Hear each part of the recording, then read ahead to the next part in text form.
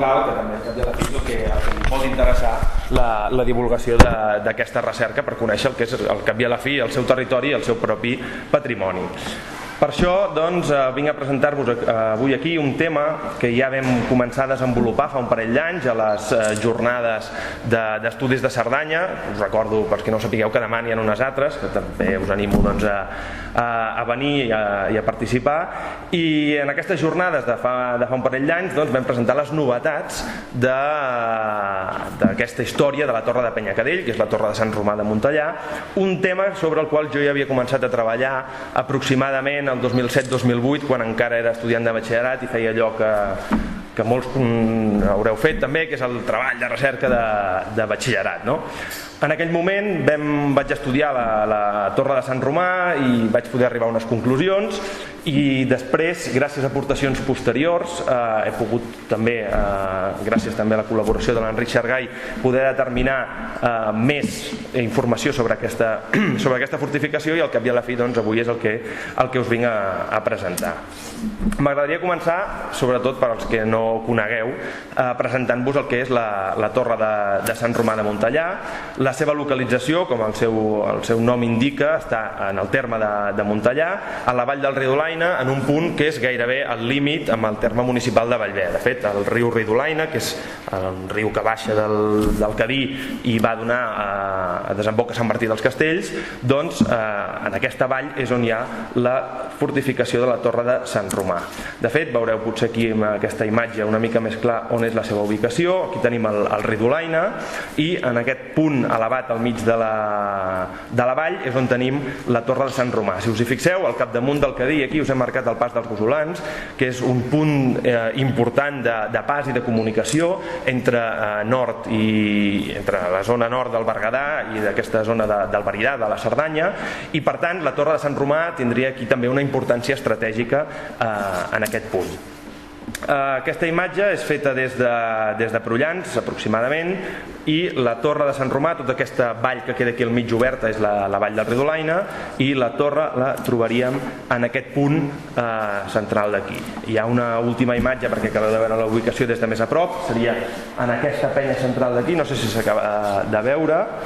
És aquí on tenim, hi ha una petita penya, una petita roca, que és on s'aixeca la torre en qüestió. Tampoc no sé si es veu bé en la foto, però també hi ha un punt que s'hauria de veure el camí perfectament, que anant cap a la torre puja i després, un cop superat la torre, baixa. Llavors, aquest punt és interessant perquè està elevat respecte al que és el camí.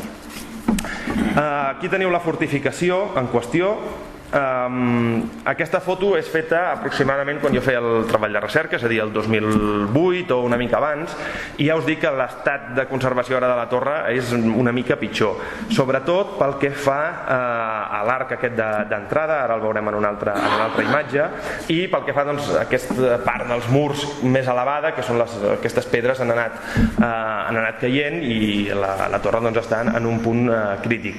No he posat una altra imatge que tenia de fa un temps, que és que abans que el grup d'Amics de Montellà netegés de pins, hi ha una imatge molt curiosa, que és la torre plena de pins d'herbassar, que estava molt pitjor. Com a mínim aquí s'havia fet una neteja i la cosa havia quedat una mica millor. Aquesta imatge és des de l'interior de la torre. Ja us dic que aquest arc carpanell, aquest arc de mig punt que veieu aquí sobre de la porta, ja no hi és, malauradament. Va caure aproximadament farà uns 4 o 5 anys, però tot i així encara queda molt ben marcada on estava la porta d'entrada a la torre. Tot el que veieu aquí, aquest terra, no és el terra propi de la fortificació, sinó que és propi de l'enrunament que hi ha hagut al llarg dels anys i dels segles, que ha creat aquesta capa. La porta no sabem si hauria baixat més o què, o seria igualment un petit forat, però sigui com sigui, aquí encara hi ha un bon gruix fins a arribar al que seria el terra de la roca, que donaria tota la profunditat de la torre. Aquesta imatge no es veu gaire bé perquè la càmera que tenia aleshores no era de gran qualitat, però ens permet veure que això és feta des de l'altra banda, això seria des del vessant de la vall del Ridolaina, que forma part del poble de Nas, i a tota aquesta banda d'aquí hi ha un seguit de construccions, o el que seria restes de construccions, sobretot de feixes, algunes pedres que han caigut, que sembla que podrien ser algunes restes de vés a saber què. No sabem si algun cortalot més endavant, però potser abans havien estat algunes cases. Qui sap, també un topònim Sant Romà podria indicar que hi havia una església en aquest punt. Després també això és una qüestió que recuperarem. I finalment us presento aquesta imatge que és vista des del camí, aquest seria el mur sud, el que dona al Cadí, que és el que està més ben conservat i el que encara presenta aquesta mica com de pinacle, que és el que és més alt de la torre, que ara són, si no recordo malament, uns 8 metres. En les descripcions antigues que conservem de la torre, antigues entre cometes, em refereixo a la descripció de Jaume Martí Sant Jaume en el dietari de Puigcerdà, diu que era una torre acabada amb merlets. Aquí evidentment no podem determinar res, però tot i així segurament els merlets serien un afegit posterior, potser fet en època carlina, que sabem que aquí hi havia hagut algun tipus de moviments, però el que segurament la torre no devia ser gaire més alta del que es conserva aquí. Podria tenir aquí a la part de baix hi havia dues espitlleres, a la part de dalt segurament hi havia dues més, i hi devia haver el que serien potser 2 pisos i algun tipus de sortida per la part de dalt. I això és el que es veu des de la torre. Aquí, com podeu veure, es contempla tota la vall del Ridolaina. La banda aquesta seria la banda de Montellà, l'altra banda seria ja Terme de Bellver, però que és a la zona del poble de Nas, que està aquí. I al fons de tot el que tindríem Prullans i Sant Martí dels Castells. I bé, fet aquesta mica de presentació de la torre, perquè pugueu tenir una idea una mica de les mesures físiques que té, doncs aproximadament ocupa una àrea d'uns 50 metres quadrats, tot i que l'àrea interna utilitzable són uns 25 com a molt. I els murs tenen un gruix típic de totes aquestes fortificacions i és, ja us dic, no és una torre excessivament gran, hi ha fortificacions que són molt més grans i per tant deduïm que també que si hi havia algun tipus de poblament en aquest indret era justament al voltant de la torre, cosa que ens fa pensar totes aquestes feixes o restes de construccions que trobem al voltant que podrien haver estat habitades en algun moment. Dit això, una de les coses que ens hauríem de preguntar és per què es diu Torre de Sant Romà. Aquesta és una qüestió interessant i que ens podria donar pistes per resoldre la història d'aquesta fortificació. Doncs bé, just als peus de la torre,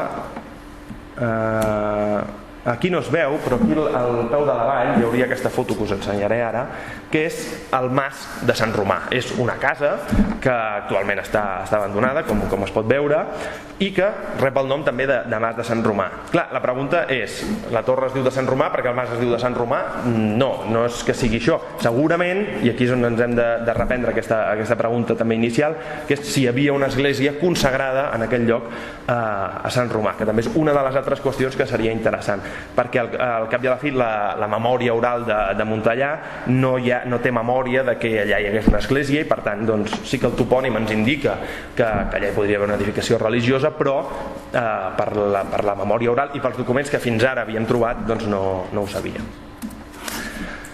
I la pregunta que també ens hauríem de fer és què se'n sap o què se'n sabia fins fa relativament poc temps de la torre de Sant Romà, que jo penso que és la qüestió que a mi em va fer iniciar el treball de recerca que us comentava de batxillerat i que és, ara us explicaré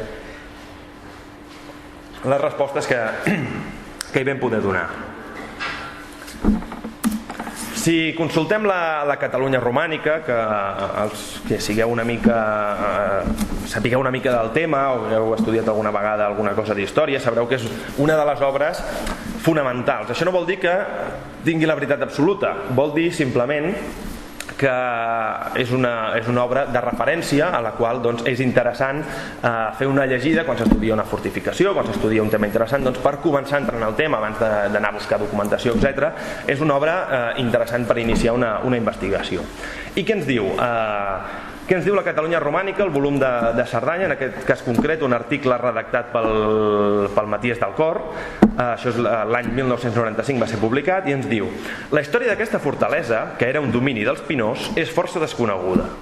De fet, es corre el risc de confondre aquest castell amb el castell de Sisquer o Sant Romà, situat a l'Alt Urgell. Per tant, aquí, primer de tot, ens diuen que és força desconeguda la història del castell i després que hi ha el risc de confondre amb una altra fortificació.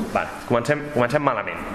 Diu, tanmateix, potser és aquest castell el que l'any 1107 fou objecte d'una convinença entre Armengol Jusbert, atents a aquest personatge que ens sortirà reiteradament, i Armengol Jusbert, fill del comte de Cerdanya, i Galceran de Pinós i el seu fill Galceran. S'acordà que el primer tindria per aquests els castells de Josa, Ossera i Sant Romà. Per tant, l'única referència, perquè l'article acaba pràcticament aquí, l'única referència que semblem tenir d'aquesta torre és que l'any 1107 hi va haver una convinença que afectava a la torre de Sant Romà de Montellà. Perfecte. Però, clar, ja ens estan advertint que es podria confondre amb una altra fortificació, que és la de Sant Romà de Sisquer. Llavors, aquí hi haurien dos tipus de solucions. La primera és tirar pel dret, copiar això i enganxar-ho, quedar-te tan ample, que això és el que han fet molts al llarg del temps, per això tampoc la història d'aquesta torre no se sabia, i dir, doncs mira, simplement copio això, encara que hi hagi el risc de que sigui confosa, és igual, i em quedo tan ample. Però hi ha algú altre que podria dir, home, anem a mirar què ens diu de la fortificació de Sant Romà de Sisquer, a la Vall de l'Avança. I diu, el castell de Santum Romanum, vinculat al topònim de la Vall de l'Avança, com el castell d'Ossera i amb el castell de Josa, a part està molt mal redactat, és esmentat l'any 1107, en el conveni signat per Armengol Jusbert, fill del comte de Cerdanya, i Galceran de Pinós, on el primer concedeix aquest la potestat dels 10 castells. Per tant, és fantàstic i meravellós. Tenim una obra de referència, al volum de Cerdanya tu consultes l'article de Sant Romà i et diu que l'any 1107 Armengol Jusbert, et diuen que potser, perfecte, i consultes el de Sant Romà de Sisquer i et diuen que l'any 1107 també. Realment ens podem quedar amb això. La documentació diu més coses? Doncs sí, ja us dic que la documentació diu més coses, tot i que en aquest moment no es va buscar. No és un cas únic el de la Catalunya romànica. Si consultem els castells catalans, que és una altra obra així, potser no tan erudit, entre cometes, té un punt més de folclòric amb algunes coses, però bueno, segueix sent interessant i sempre porta alguna referència, no? I ens diu, del castell de Sant Romà de Montellà, diu Sant Romà, castell, 23 de gener del 1108. Aquí també hi ha un altre problema amb la data, 1107-1108. Diu, Armengol Jusbert, germà del comte Guillem i fill d'Aguila, Fembra, el qual fa sospitar-lo fill il·legítim del comte Ramon Guifré, és a dir, el situa igualment com a fill il·legítim del comte Ramon Guifré de Cerdanya, fa conveni amb Galceran Mir i son fill Galceran, aquests dos són els Galcerans de Pinós, de tenir per ells el castell de Sant Romà, com també el de Josa, d'Ossera, i seguidament els hi fa jurament de fidelitat. Perfecte. Tornem a estar amb una informació que ja és la que havíem vist. Però si consultem la informació sobre el castell de Sisquer, diu, un agregat actual del municipi que tractem és Ossera. Advertim així que l'any 1107 Armengol Jusbert, fill del comte de Cerdanya, establí un conveni amb el senyor Galceran Mir i el seu fill, en virtut del qual ego Armengol dono eis potestatem de ipsos castros i de Josa, d'Ossera i de Sant Romà.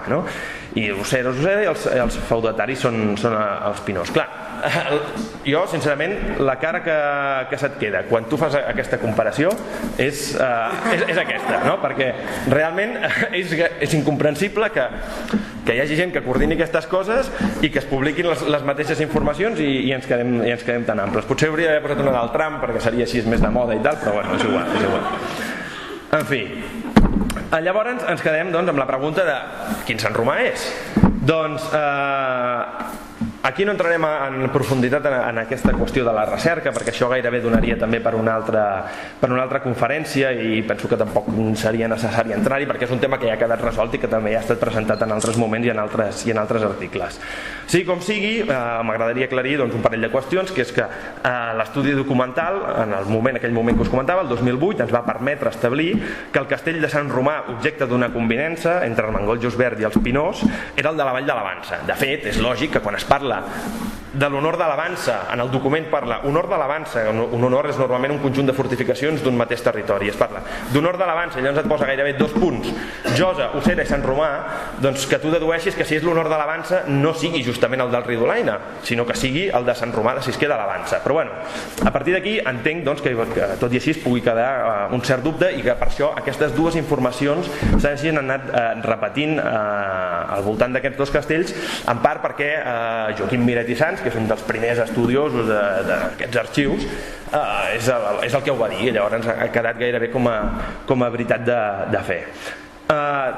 Tancant doncs aquesta qüestió, aquest Sant Romà que apareixia en aquest document de l'any 1107 era el castell de Sant Romà de Sisquer, a la Vall de la Vansa. I aquest Armengol Josbert, que pobre, el feien un fill il·legítim del comte de Cerdanya, no era un fill il·legítim del comte de Cerdanya, sinó que era membre d'una importantíssima nissaga urgellenca, que és veritat que en el seu moment, aquest any 1107, ja anaven de capa caiguda, però que a principis del segle XI van ser la crem de la crem del comtat d'Urgell, que eren els senyors de la Vansa. De fet, resseguint la trajectòria, a part d'aquest document del 1107, n'hi ha un d'anterior del 1106, que és el testament de Guillem Josbert, que és el germà d'aquest tal Armengol. I aquest Guillem ho diu clarament que et deixo a tu, Armengol, el castell de Sant Romà, el de Josa i el d'Ossera. Per tant, aquí ja veiem perfectament. I resseguint amunt els antecessors d'aquest Guillem Josbert, hem anat trobant que hi ha importants personatges de mitjan segle XI fins a arribar a Guillem de la Vansa, que era un personatge importantíssim, amic íntim del comte Armengol I, va lluitar al seu costat a Albesa, a Torà i també a l'expedició de Còrdova del 1010, per tant un personatge fonamental de la història del comtat d'Urgell. Per què es deia que era un fill il·legítim del comte de Cerdanya? Doncs perquè algú, quan va redactar el document aquest del segle XII, la va cagar. La va cagar perquè l'Armengol diu, en el document textualment, diu, això ho tinc, aquests castells que jo entrego als Pinós, els tinc pel meu germà Guillem Còmite. Vale. Llavors, ostres, quin comte Guillem tenim per aquestes dates? Doncs el comte de Cerdanya, pam, com que no està amargat, és un fill il·legítim i perfecte. El problema és que l'amanuense, és a dir, l'escrivà del document la va cagar, i la va cagar perquè en comptes de posar Còmite havia de posar Comdore o Comdó, que és un altre càrrec que no és el de comte, sinó que és un càrrec important dintre de l'aristocràcia feudal del segle XI, del segle XII, que són les principals famílies d'un comtat. Llavors, per dir-ho d'una manera molt simplista, en una mena de piràmide tindríem a dalt de tot el comte, després el vescomte i després els comdors d'Urgell, que eren les principals famílies del comtat, entre les quals hi havia els Lavansa. Clar, com que aquest amanuense es va equivocar, perquè tots ens equivoquem i ell no devia repassar-ho per molt que fos un document important, doncs ha quedat així, i els historiadors que han seguit tota aquesta qüestió han mantingut aquesta equivocació, sobretot que després un erudit com Joaquim Miret i Sans fes aquesta tesi que llavors s'ha anat resseguint. Per tant, resituant-nos una mica, primer de tot, això no ho he comentat, tampoc caldria, a la mateixa Catalunya romànica hi ha un petit estudi introductori del Jordi Bolòs a nivell d'estudi de la fortificació, en el qual intenta datar la torre de Sant Romà i diu que pel parament, pel tipus de pedres, etc., el sistema constructiu dels murs i tal seria dels segles XII-XIII. Bé, ja us dic que l'estudi del parament, de les parets, sense un estudi arqueològic, realment és molt poc precís i realment és molt difícil, que és interessant, és a dir, amb això no vull desacreditar la feina del Jordi Bolòs ni de cap altre investigador que fa aquest tipus d'hipòtesis, perquè de vegades no hi ha diners per fer una excavació arqueològica i ens hem de basar una mica en el que veuen els nostres ulls, i per tant si no hi ha un tipus de pedres utilitzades que siguin encoixinades i que puguis dir, ostres, no, aquestes són del món islàmic, o aquestes pedres ciclòpiques són típiques del món romà, és molt difícil determinar. Per tant, l'intent està bé i és útil, a falta, com us dic, d'una excavació arqueològica. Però ja us dic, és poc precís per determinar gran cosa. Pel que fa a l'estudi documental, aquesta possible fortificació que formava part de l'antic honor de la Vansa, ja ho hem descartat, i que aquest Armengol Josbert, que era fill il·legítim del comte de Cerdanya, també ha quedat descartat. Per tant, arribem a un punt en què la torre de Sant Romà és un enigma o gairebé una agulla en un paller. I dic una agulla en un paller perquè, clar, si hem buscat documents que parlin de Sant Romà i no n'hem trobat, o els únics que hem trobat fan referència a la Vall de la Vansa, per on busquem? Si no tenim tampoc una campanya arqueològica que ens pugui determinar una mica la cronologia on podríem buscar, què fem? Venim aquí a l'arxiu i preguntem, aviam, topònims que tinguis penjats sobre torres de la Cerdanya del segle VIII al segle XVIII. Clar, és realment impossible si tu no tens cap altra pista. Però sempre acaba apareixent una pista, i aquesta pista, que la va trobar l'Enric Xargai, que de fet jo sempre dic que tant en l'article que vaig publicar en el seu moment, com a les jornades, com avui també, doncs potser hauria d'ell estar aquí per comentar una mica la seva descoberta, que em va cedir molt amablement, però ja us dic que ell ha tingut un paper fonamental perquè sense la seva col·laboració doncs no hauríem pogut determinar tot el que hem determinat ara sobre el castell de Sant Romà, que és el que us explicaré. Aquí tenim aquest procés de Montellà, després ja veurem exactament el que és. Això està a l'arxiu del Bisbat d'Urgell i ja veieu que és un patracol d'informació bastant important que va ser redactat al segle XIV. Serà doncs aquest procés de Montellà el que ens permetrà, després de veure que tot el que sabíem fins ara no era res, per tant no sabíem res, serà aquest procés el que ens permetrà descobrir i començar a determinar més coses sobre el castell de Sant Romà per després poder-ne fer una història completa, que de fet encara no està feta i que és, com podríem dir, una línia de recerca futura. Primer de tot, per situar-nos en el tema del procés de Montellà i de la construcció de la Torre de Sant Romà, hauríem de situar-nos a l'època de Jaume I, al segle XIII. Jaume I va ser un rei important, el conqueridor. El seu pare havia mort de moret en l'intent d'expansió catalana cap a la zona d'Occitània, el tema del catarisme, etc. I després de la seva mort, diguéssim que França havia posat el peu de manera molt forta a Occitània i Jaume no va tenir més opció que expandir-se cap al que seran les Illes Balears i Mallorca, les Illes Balears i València. Al llarg de mitjan segle XIII va protagonitzar ell i la noblesa catalana importants conquestes. Primer van ser conquerides les Illes Balears, Mallorca, etc. I després va ser conquerit el que seria després el regne de València, que s'integraria a la corona d'Aragó. Jaume, en morir, en una manera molt patrimonial de fer, és a dir, un monarca que tingués una visió potser més d'estat, diria no, l'estat que es mantingui unit, jo el passo íntegre als meus fills, als meus descendents, i ell diu no, això són els meus dominis, i com que són els meus dominis jo em faig el que em dóna la gana. I el que li va donar la gana va ser, d'una banda, donar-li a Pere el Gran la corona d'Aragó, que seria el Principat de Catalunya, el Regne d'Aragó i el Regne de València, i en un segon fill, Jaume II, li va donar les Illes Balears, li va donar Mallorca, però amb un petit afegit, i aquest petit afegit era els comtats de Rosselló i Cerdanya. Els comtats de Rosselló i Cerdanya s'havien integrat als dominis barcelonins a principis del segle XII.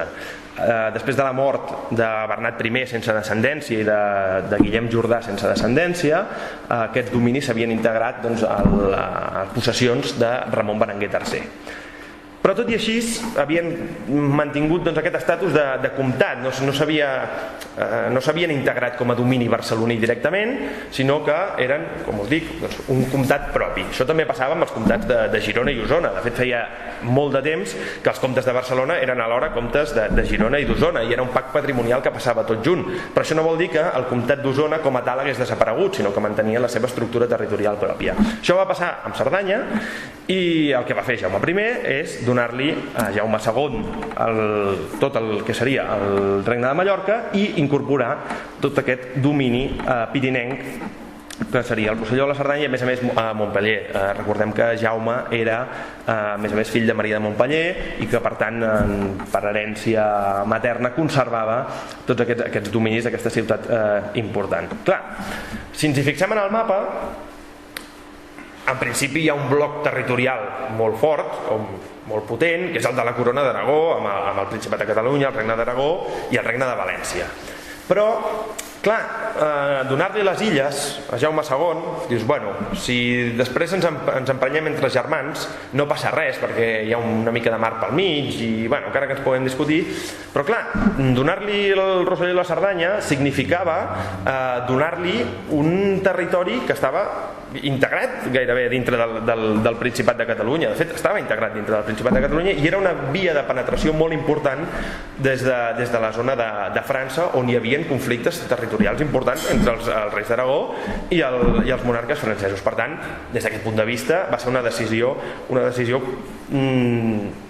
mal feta, però clar, això vist en presentisme, perquè Jaume I devia pensar, no, els meus successors no es barallaran entre ells, com al final resulta que sí que es van barallar. Sí que es van barallar, i també de quina manera. Jaume II, el de Mallorca i de Cerdanya, es va esposar amb Esclarmonda de Foix, que era germana de Roger Bernat III de Foix. Ara no entrarem en la part del Foix, però diguéssim que aquest personatge, Roger Bernat III de Foix, era una mica la personificació del dimoni vist per la monarquia catalano-aragonesa i pel bisbat d'Urgell. Els bisbes d'Urgell i els Foix tenien un problema de guerra oberta territorial molt gran. De fet, aquest problema era tan gran que els Foix fins i tot havien atacat la catedral de la Seu d'Urgell i l'havien saquejat. Això alguna vegada també ha vingut el Carles Gascon aquí a explicar-ho. Per tant, el conflicte era molt important. Aquest Roger Bernat III de Foix és el que finalment va acabar pactant el que es coneix com el Pariatge d'Andorra, que dona aquest nou model polític a les Valls d'Andorra, que va mantenir-se durant 7 segles, entre cometes, fins a la creació de la Constitució andorrana del 1993. Però ja us dic, s'esposa amb Esclarmonda de Foix, que és que és germana de Roger Bernat, que és un tio que porta bastants problemes en els dominis pirinencs. A més, aquest comte de Foix era el líder de la revolta nobiliària contra Pere el Gran. El rei Pere tenia tota la noblesa, o part de la noblesa, sobretot la més pirinenca, en contra, i estaven revoltats contra ell. Per tant, tot això era un merder espectacular, perquè tenim els Foix discutits amb els bisbes d'Urgell, la corona discutida amb els Foix, la corona que veu com el germà del rei es casa amb un dels Foix, malament. I a més, el bisbat d'Urgell tenia un altre problema, que és que els seus dominis s'extenien per què era el comtat d'Urgell, però també pel comtat de Cerdanya. Clar, de cop i volta el bisbat d'Urgell va passar a ser gairebé com una mena de bisbat internacional, diríem, perquè passava de ser un territori que abans estava sotmès a un sol rei a passar a ser una diòcesi que tenia una part que era d'un regne i una part que era d'un altre, i a més amb tota aquesta qüestió dels Foix. La cosa estava bastant complicada i a més bastant tensa. Tot i així, el 1279, en el Tractat de Perpinyà, Jaume II es va declarar vassall del seu germà, en una maniobra d'aquestes que podríem dir molt política, perquè va quedar molt bé en el seu moment, però a la veritat no es va traduir en res. El 1280, l'any següent, Pere el Gran va sufocar la revolta nobiliària. En el setge de Balaguer, tota la noblesa, hi havia la noblesa allà, el rei Pere va posar setge a la ciutat de Balaguer i al final va acabar sotmetent-los. I a més, l'any 1278 s'havia signat el Pariatge d'Andorra. Per tant, en aquest any 1278-1280 sembla que la cosa havia quedat més o menys arreglada i que els problemes no anirien a més. Mentida, de fet van anar a més i encara molt pitjor. El 1285 aquest Jaume II, que ja veieu que era una mica díscol i una mica emprenyador, va aliar-se, ja no en tenia prou amb els Foix, va aliar-se amb Felip III en la croada contra Aragó. Aquesta croada contra Aragó, sense entrar en profunditat, el rei Pere el Gran, havia anat a conquerir, havia incorporat Sicília, que era un domini del Carles d'Anjou, que era parent del rei de França. Clar, els francesos es van emprenyar perquè van dir, home, Sicília és nostra, i van haver les vespres sicilianes, que va ser aquella revolta a l'interior de Sicília que va acabar amb el domini francès, i després van arribar els catalans, van plantar la bandera i es van quedar tan amples. Però clar, els francesos es van emprenyar. I què van fer? Doncs van trucar o van enviar una carta al papa de l'època, que era Martí IV, que era un aliat seu, i el papa va dir, ui, no, això no pot ser. I va dir, farem una croada. I farem una croada contra Catalunya. El resultat va ser que, de la mateixa manera que havien fet contra els càtars, Felip III l'Ardit, va iniciar una croada contra els dominis de Pere el Gran, i a més va comptar amb l'aliança del que era rei de les Illes Balears i del que era, a més, comte de Cerdanya i de Rosselló. Per tant, tenia una porta oberta. Tot això va acabar molt malament. El 1285 hi va haver un setge a Girona molt important i van ser uns moments molt durs. També hi va haver intervenció dels almogàvers. Després, els almogàvers van ser una mica els que van salvar una mica la situació per part dels catalans, perquè van arribar allà i van fer una escabatxina que està recollida a les cròniques, en què van tallar mans, nassos, peus. Va ser una escabatxina espectacular, perquè van dir, home, ja que ens venen a fer una croada, doncs nosaltres ens hi tornarem. Sigui com sigui, veiem que hi torna a haver una situació de conflicte important. En el Tractat d'Anagni del 1295 torna la cosa a pacificar-se, però clar, ja hem tingut uns anys importants de guerra oberta. Torna a pacificar-se fins un temps que no serà relativament llarg comparat amb el que havia vingut, però els problemes tornaran. La pau, doncs, a partir de 1295 impera, i sobretot durant el regnat de Sanç I, no a la corona d'Aragó, sinó aquí, als dominis de Rosselló, Cerdanya i les Illes Balears. Aquest regnat dura fins al 1324, però el rei Sanç, el 1322, ell ja veu que no tindrà descendència i nomena com a successor el seu nebot. El problema és que el seu nebot no assoleix la majoria d'edat per governar fins al 1335 i ell es mor el 1324. Per tant, tenim aquí uns anys en què hi ha un cert buit de poder i a més les coses s'estan començant a complicar a nivell econòmic i a nivell alimentari. El 1333 és quan comença pròpiament aquí al Principat de Catalunya el que s'anomena la crisi basmedieval, comença amb aquest l'home l'any primer, però la veritat és que els problemes ja havien començat a principis del segle XIV amb una important baixada de preus, amb una reducció de la producció, amb crisis a molts nivells, en termes que ens podrien sonar avui en dia, i a més, durant el període medieval s'havien posat en cultiu moltes terres que podríem considerar marginals, que tenien una productivitat relativament baixa, i quan totes aquestes terres van començar a reduir la seva producció, tota la gent que s'alimentava amb aquestes terres va començar a morir.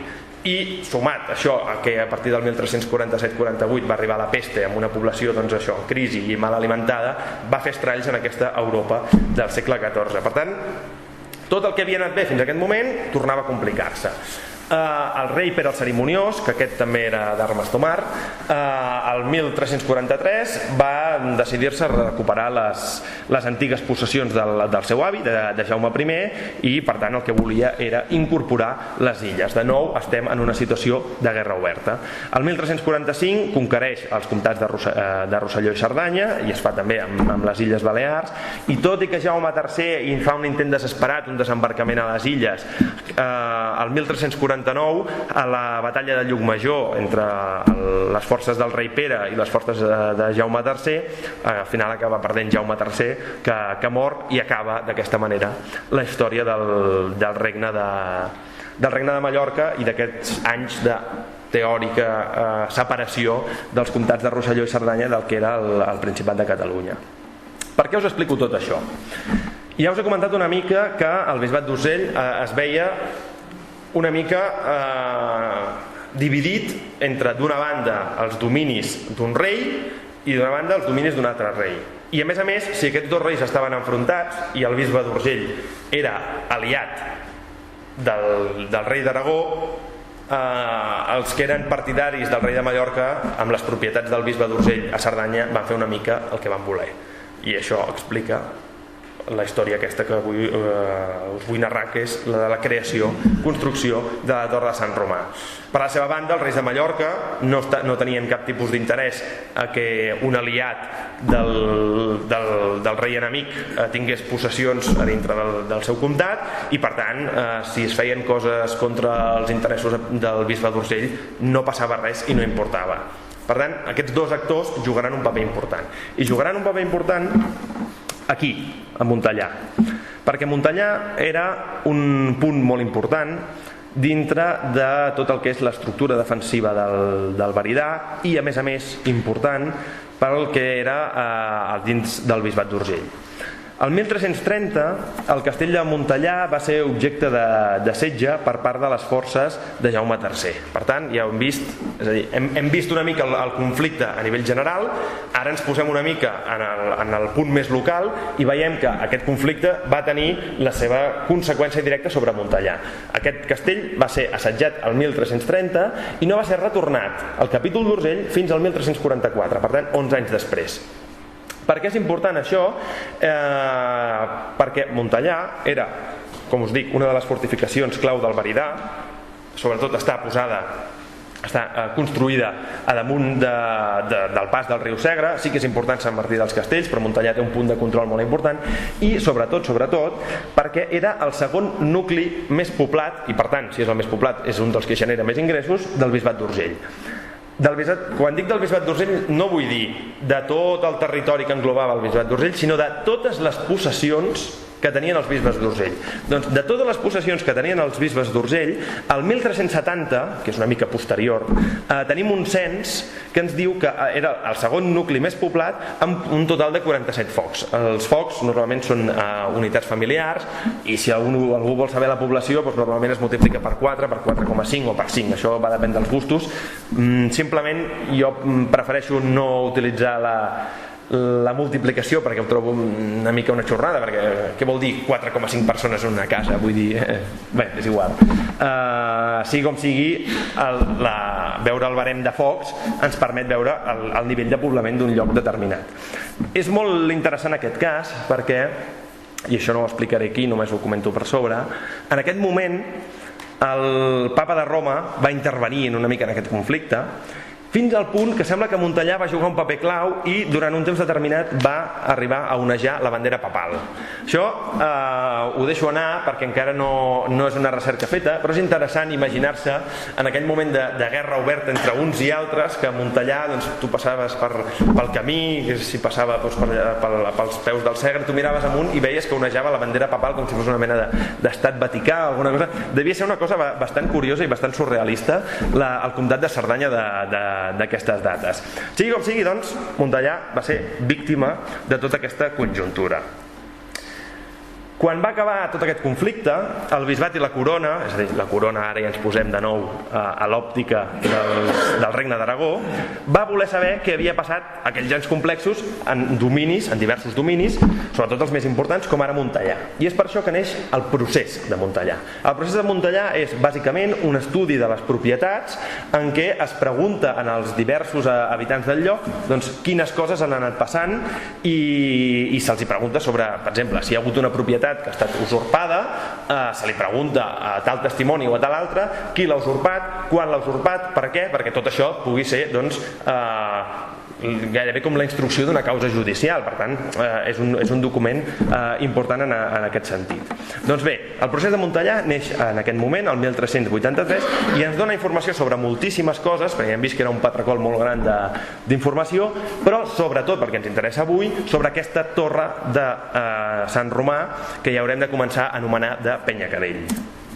Per què? Doncs perquè el procés s'interessa per la zona de Sant Romà, que hem vist que estava a la vall del riu Dolaina, en un marge del terme de Montellà, que era aquest terme que era propi del bisbat d'Urgell. Al llarg d'aquests anys convulsos havien passat diverses coses, sobretot per culpa de la intervenció d'uns personatges molt curiosos i molt importants també d'aquest moment, que són els Cadell, però que sobretot a l'edat moderna, el Lluís Obiols, que està per aquí, ens ho podria ben explicar, a l'edat moderna són motiu de mal de cap i de migranya tant per la corona com per als habitants d'aquí.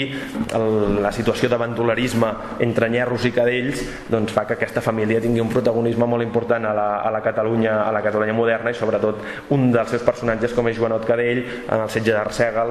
En fi, el Lluís ja en tot cas us ho pot explicar molt millor que jo, però la història d'aquesta família comença en aquest moment i la seva intervenció en el terme de Montellà serà important per explicar la història d'aquesta torre. Pel que sembla, Joan Cadell havia aixecat una torre al terme de Montellà i la principal preocupació dels canonges de la Seu, que eren els senyors del terme, era saber qui l'havia aixecat, quan l'havia aixecat i per quin motiu l'havia aixecat. I és per això que van anar preguntant en aquests testimonis que us deia, que és els qui aporten la informació, que per nosaltres és clau. Gràcies als testimonis, què podem saber? Podem saber diverses coses.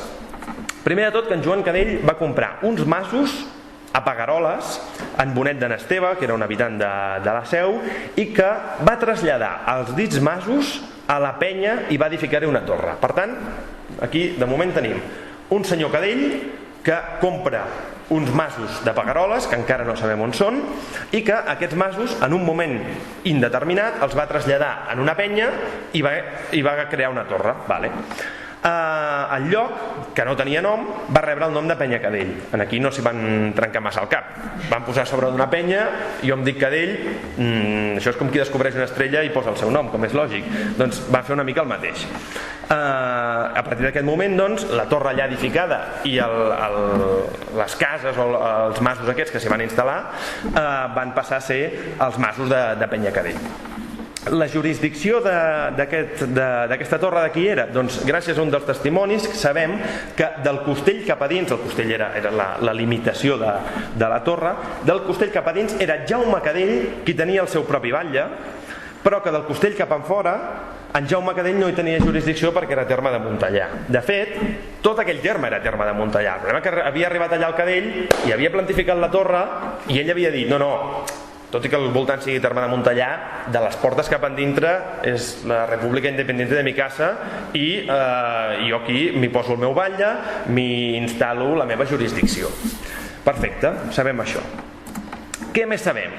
I ara ve la part còmica de l'assumpte, que és que mentre estaven construint la torre, el canonge urgellenc Gispert Alberic es va presentar al lloc per protestar contra l'edificació d'aquella torre. Clar, és molt curiós imaginar-se el moment en què va aparèixer en aquells 1.500 metres d'altitud, hi havia una gent allà feinejant, construint una torre, va aparèixer el canonge d'Urgell emprenyat, a més en un territori que no li era precisament favorable en aquell moment, emprenyat perquè en el seu terme li estaven construint una torre, i emprenyat demanant quin permís, fotent crits al personal que hi havia allà, no se li va acudir res més que agafar 3 pedres del terra i fotre unes quantes pedrades contra el mur de la torre. Això és divertit perquè normalment els documents d'aquesta època no són tan precisos per explicar-nos això, però si realment som capaços d'imaginar-nos una mica la situació, la veritat és que hauria de ser una mica de riure, no només per ja l'arribada del canonge fins allà, sinó perquè la gent que estava construint, home, aviam, la Torre de Sant Romà no és el castell més fort que s'hagi construït al llarg i ample del Pirineu, però jo crec que 3 pedrades d'un canonge les podria aguantar. Ja sé que és un gest de queixa, de protesta, però la veritat és que devia ser bastant curiós. Sabem, d'altra banda, per un altre testimoni, que prèviament a la construcció d'aquella torre no hi havia cap edificació. Per tant, ja podeu estar deduint que aquesta torre de la que estem parlant és la Torre de Sant Romà. Per tant, la possibilitat de que hi hagués un castell dels segles XI-XII, d'això ja ens queda denegat. Jo, de fet, en un moment determinat havia trobat unes informacions d'un castell que hi havia al Pagus de Talló, que era un castell Ugó, que tant pel nom com per les afrontacions que donaven vaig pensar, home, potser sí que estava en aquest punt i després hi van aprofitar i van construir un altre castell, però pel que sembla, ja et dic, segons els testimonis d'aquest procés del 1383, allà no hi havia cap fortificació prèvia.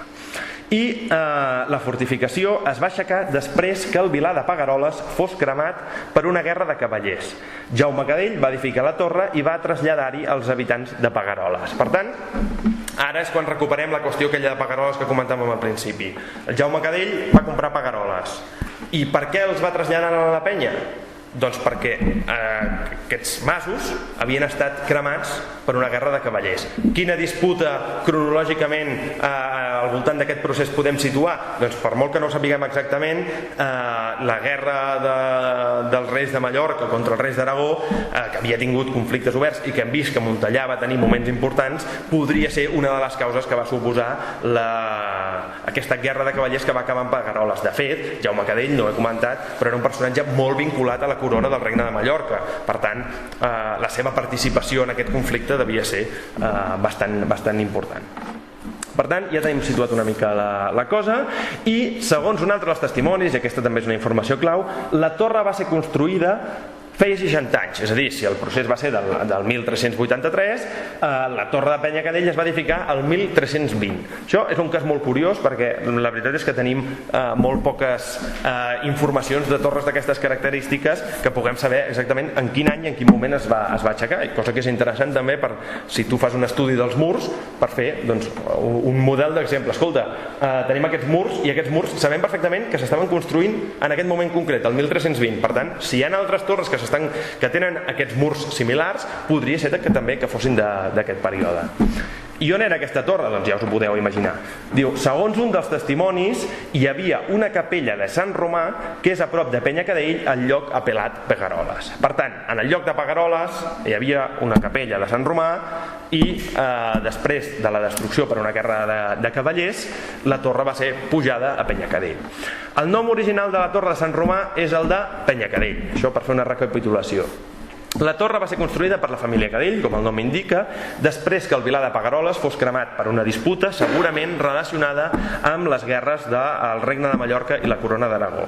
Actualment el nom de Pegueroles és el deshabitat mas, el lloc de Pegueroles és el deshabitat mas de Sant Romà a la vall del riu Laina. És a dir, abans de que el mas de Sant Romà fos el mas de Sant Romà deshabitat, va ser un conjunt de masos, després n'hi va quedar només un de sol, i en aquest conjunt de masos hi havia una capella de Sant Romà i, a més, antigament es deia de Pegueroles. I la torre de Sant Romà, que ja potser hauria, fins i tot jo, perquè com estic tan acostumat a dir-li Sant Romà, li hauria de dir de Penyacadell, perquè és el seu nom original, va ser construïda cap al 1320.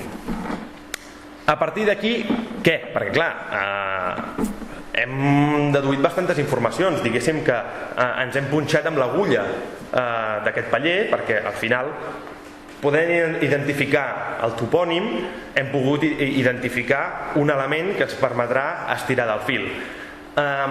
Tenint en compte que això va ser la construcció d'aquesta torre, va ser obra dels Cadell, que va tenir un paper protagonista la corona dels comtats de Rosselló i Cerdanya, un dels arxius on hauríem de seguir buscant informació és, sense cap mena de dubte, l'arxiu departamental dels Pirineus Orientals, que està a Perpinyà, just al costat de la universitat, i que sens dubte és un pou d'informació que ara que ja tenim el topònim, que ja no és buscar una agulla en un paller, sinó que és anant allà, i tot així, evidentment hi ha una feina brutal pels historiadors que s'hi dediquin, però com a mínim ja sabem on buscar i en quina cronologia buscar. I l'altra possibilitat, evidentment, també, com no, és venir a buscar informació aquí a l'Arxiu Comarcal de Cerdanya, que de ben segur que buscant en documents, encara que no siguin d'aquest període, sinó alguna mica posteriors, de documents que facin en referència a la zona de Nas, de Montellà, etc., es pot trobar alguna referència que després ens permeti determinar aquesta torre quina va ser la seva evolució. Ara tenim l'inici, quan va acabar tot això, perquè potser en un moment relacionat amb la monarquia dels Reis de Mallorca tenia un cert sentit, perquè Montellà era terme de frontera, era un terme en contraposició amb els dominis del bisbat i en contraposició amb els dominis del rei Pere. Però després, a partir de quan això va tornar a ser un contínuum d'una mateixa sobirania, calia allà una torre? O potser sí que calia i potser va jugar un paper important també en relació al bandolerisme, i hem vist que els Cadell eren uns personatges que a l'època moderna van fer merder en aquest sentit, o fins i tot ja en època de les guerres carlines, que ja us he dit que es va reutilitzar, que fins i tot, si no recordo malament, algú m'havia dit que sortien bales que possiblement eren d'aquesta època a la torre. Per tant, hi ha un llarg camí per seguir. Evidentment no he posat l'arxiu del Bisbat d'Urgell, que també seria important, però pel que ens interessa aquí concret de la qüestió dels Reis de Mallorca, penso que aquests dos serien un bon punt de partida per aquesta recerca que s'ha de continuar. De fet, ja he tingut l'ocasió de rascar una mica el que no m'hi he pogut dedicar. Sabem que Joan Cadell, cap al 1320, va rebre el permís reial per fortificar el Vilar de Pegueroles. Clar, això és important i interessant, perquè no he pogut consultar el document, però m'agradaria veure si el permís és per traslladar, és a dir, per fortificar el Vilar de Pegueroles, o per agafar el Vilar i traslladar el d'una penya en terme de Montellà, que era del capítol d'Urgell, i a més construir una torre.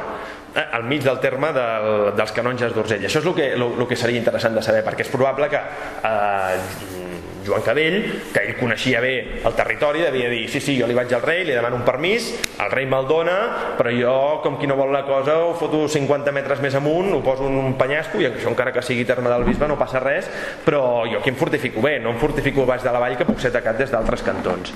També sabem que li van ser concedides les justícies del lloc. De nou, les justícies de Pagaroles o del nou lloc instal·lat a sobre de la penya. Com us deia, és segur que hi ha informació de tota aquesta qüestió en aquests arxius, i també seria molt interessant poder acabar de determinar què va passar a Montellà, tota aquesta qüestió de la intervenció papal entre 1330 i 1344, si realment hi va arribar a onejar la bandera papal, com va ser aquest setge, etc. Sigui com sigui, el període del regne de Mallorca-Cerdanya mereix un estudi aprofundit que malauradament no disposem encara, perquè jo penso que s'ha de fer un treball de tocar totes aquestes qüestions, no tant per anar a potser la qüestió més local de Sant Romà, però sí per veure una mica quins efectes va tenir aquest regnat a la comarca, més enllà del que podria ser aquí a Puigcerdà, etc. De fet, em sembla que s'havia plantejat que una altra fortificació del Veridà podria ser d'aquesta època i podria tenir relació amb això. Per tant, són coses que s'han de seguir investigant. De fet, tenim la sort que avui en dia ja s'està treballant en una nova història de Cerdanya que promet ser fantàstica i meravellosa, i el tema del Regne de Mallorca es tocarà en profunditat, i aquí podrem començar a determinar coses bastant interessants que ens permetran seguir fent passos cap al futur. Per acabar, per concloure una mica, dir això, que a finals del segle XIII, a principis del XIV, el comtat de Cerdanya va viure temps convulsos, que els efectes de la disputa entre els regnes de Mallorca i Aragó, amb participació dels Foix, dels Cadells, dels bisbes d'Urgell, es va deixar sentir a Montellà i a tot el territori, que cap al 1320 la família Cadell va fer construir una torre anomenada de Penya Cadell, actualment rep el topònim de Torre de Sant Romà, a la vall de Ridolaina, després de la destrucció del Vilar de Pagaroles per culpa d'una disputa de cavallers.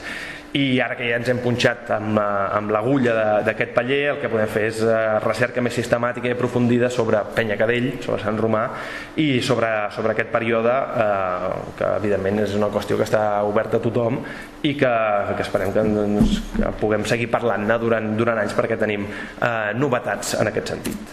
Moltes gràcies.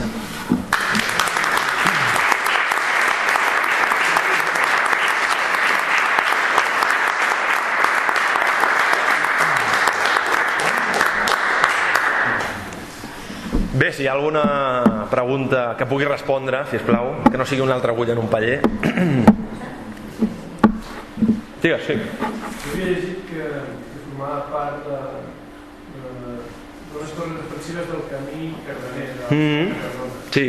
Sí, de fet, jo aquesta hipòtesi ja l'havia llegit, i de fet hi ha diverses hipòtesis. El camí cardoner, com sabeu, era un important camí que travessava tota aquesta zona, venia de Cardona, i travessava tota aquesta zona passant entre el que seria els peus del Cadí i la part alta del Veridà, i és possible que un dels ramals acabés passant per la vall del Ridolaina i un altre per Bastanist.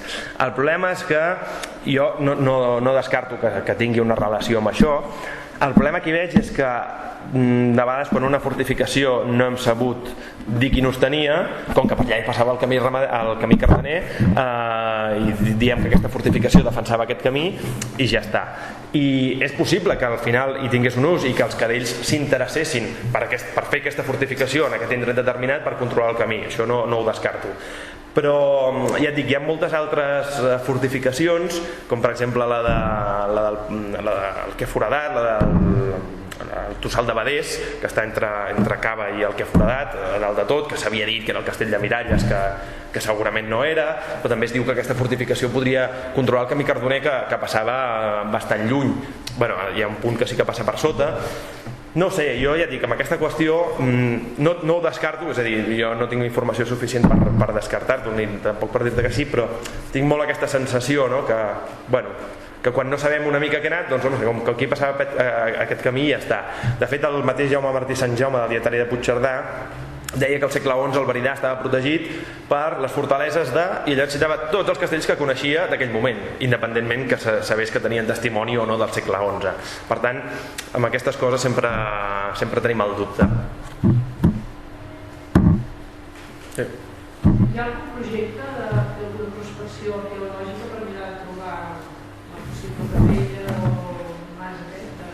Que jo sàpiga no, m'agradaria que hi fos, però que jo sàpiga no. De fet, seria bastant interessant que es pogués fer tant per localitzar la capella. Jo de fet tinc una possible localització que tant Lluís Obiols com l'Arola, que van venir un dia a visitar, vam estar voltant per allà al mas i hi havia alguna cosa que podria ser interessant, però tot i així és difícil, s'hauria de remenar.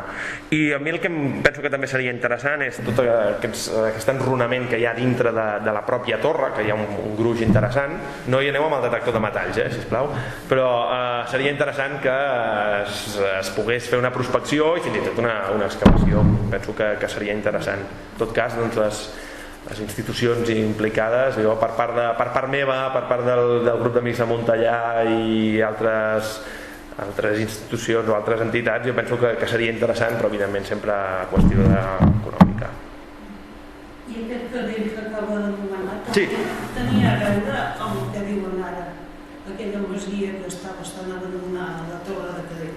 Sí, segurament sí que tenia una... Jo, no soc expert en aquest tema, hi ha Lluís Obiols per aquí darrere que ens podria donar alguna resposta.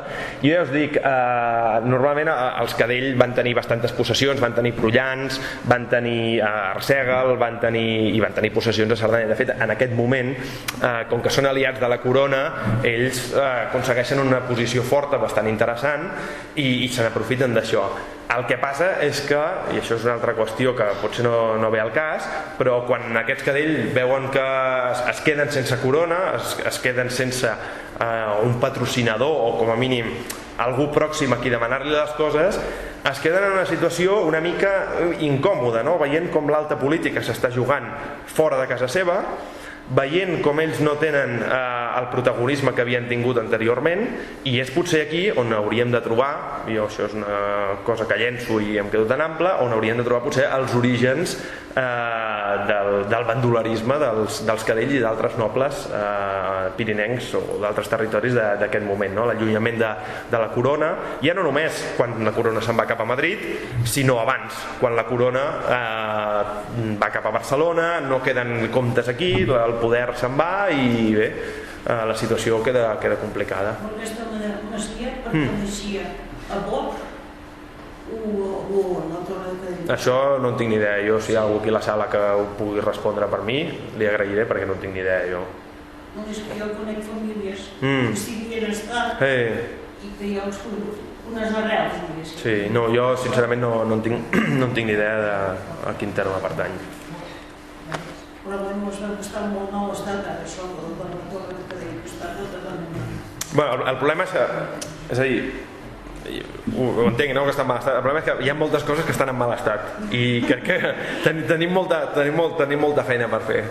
Ojalà totes aquestes coses es poguessin arreglar d'alguna manera i poguessin ser també ja potser no un atractiu turístic, perquè al cap i a la fi potser la Torre de Sant Romà no és un atractiu turístic de primer ordre, però sí que com a mínim que hi hagi una placa, o la torre aquesta de Cadell, doncs, que hi hagi una placa informativa, etc. Algun tipus d'informació que guiï una mica i que sigui interessant. La Torre de Cadell no en teniu. Hi ha molta cosa que encara s'ha d'investigar. De fet, podem conèixer la història dels Reis de Mallorca i saber una mica com va anar tot plegat, però el que és la història local, que al cap i a la fi també ens ajuda a explicar aquesta història universal, encara és la que ens falta molt per fer, perquè hi ha molta documentació i hi ha molta feina. Aquí hi ha molta documentació, a Perpinyà hi ha molta documentació, i a Barcelona mateix, que hi ha molts estudiosos, només a l'arxiu de la Corona d'Aragó hi ha milions i milions de documents, i quan dic milions i milions de documents són això, milions de documents. Realment hi ha una mà d'informació i de coses que s'han de fer que potser necessitaríem, no sé, unes 10 o 20 tesis doctorals que estudiessin només aquests gairebé 100 anys, no, ni 100 anys, 75 anys d'història per conèixer en profunditat fins on va arribar, perquè és que realment només el procés de muntallar és una cosa així. Per tant, si es fa una investigació d'un territori més ampli, s'han de llegir uns quants processos de muntallar sumats a una recerca més àmplia a nivell de documents, altres arxius. Bé, jo, la gent que estudia moderna... La de Sant Romà té res a veure amb la Torre de Cabell. Què estàs explicant ara? Sí, no, aviam, el que tindria de relació és que antigament hi havia una capella en els masos aquests de Pagaroles i que després, quan els masos es van traslladar a la torre, la capella va seguir funcionant i allà va seguir com a capella i per això aquest topònim ha acabat donant nom a tot el que és aquest sector de la vall. És molt més alt. No, sembla molt més alt però no ho és. És a dir, un cop estàs allà, us ho asseguro, un cop estàs allà des del mas de Sant Romà, igual hi ha uns 10 minuts a peu. No ho conec, només és per referència. Sí. Jo crec que ja es refereix a la Cadell de Badés. Això sí que... És la casa una mica, seria la casa originària de la família Cadell. Bueno, sempre s'ha dit que seria una casa una mica... Sí, això també ho havia sentit, però em sembla que no... Al parlar de Torre Cadell, clar, que s'abans de Torre Cadell es coneix aquest mas. Sí, ja. I allà es confon, De la Torre de Cadell, la de Bol, Benés... De fet, no se sap exactament quan la família Cadell s'estableixen allà, però sí que és la que queda després com a nom de Torre de Cadell. De fet, quan els cadells no van vinculats al turisme i res, continuen. També és com un nom, no? Sí. No se sap. Bueno, és només una curiositat. Oriol. Pel que fa al territori, ja sé que tot això és superrecent i molt puntual, però la relació amb altres castells propers com Villa, com la zona de Montellà i tal... Sincerament no ho sé, és a dir, el castell de Villa, per exemple, jo havia llegit alguna vegada, que és la mateixa Catalunya romànica, que el seu abandó es produeix a principis del 14, que és gairebé quan es comença a construir aquest, no sé si realment coincideixen. L'altra qüestió és el tossal de Badés, que vam anar a mirar en un moment determinat, allà al Quai Foradat, el turó de Campovill, Puig del Quai, de diversos noms. Allà dalt hi ha aquella fortificació que també els últims que hi veu passar per allà havien dit que potser era alguna cosa d'aquest 14, no? Del segle XIV, que podria tenir alguna relació amb això, tot i que sempre hi ha algú que diu que és d'època romana. Bueno, no sé, vull dir que... No sé. Escolta una cosa, quan has dit que els Cadell havien perdut el recolzament reial, de quin dels dos reis... No, més que el recolzament, el que perden és el fet de tenir un rei a prop. Si jo tinc un rei a prop i soc amic d'aquest rei, doncs em donarà privilegis, etc. És el rei Sí, el rei de Mallorca. El rei de Mallorca, quan estava instal·lat a Perpinyà, etc., el tenien molt a prop i... Clar, de cop i volta va néixer una nova monarquia i aquesta nova monarquia es va haver de dotar de la seva noblesa, dels seus aliats i dels seus personatges, de les seves persones vinculades, no?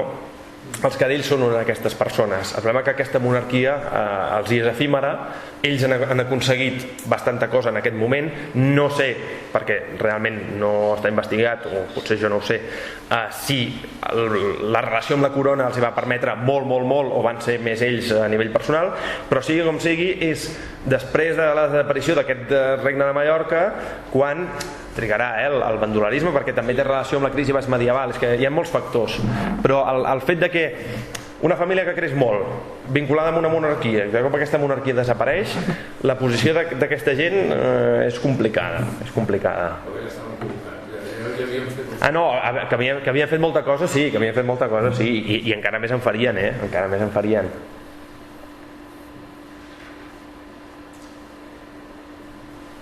Molt bé, doncs... Sí. Jo volia dir que perquè veig que hi ha gent que molt popular en història i força, però jo volia expressar una sensació meva, que jo soc totalment... no tinc coneixements de res d'aquest tema, i que sí que quan moltes vegades vaig pel bosc o pel bosc i veig runes de castells, de sempre tinc com una sensació que penso, veus, aquí estàs tu sol, aquí al mig del bosc, amb 4 pedres aquí i això. Sembla mentida que això, si hi ha una església, ha sigut una badia, ha sigut un centre amb molta vida, amb economia, i d'aquí no passes, no? Per tant, per mi ha sigut molt agradable sentir la teva xerrada, perquè et fa veure les coses que no m'agrada. Molt bé, te'n daven poc a fer moltes així. Molt bé, doncs moltes gràcies.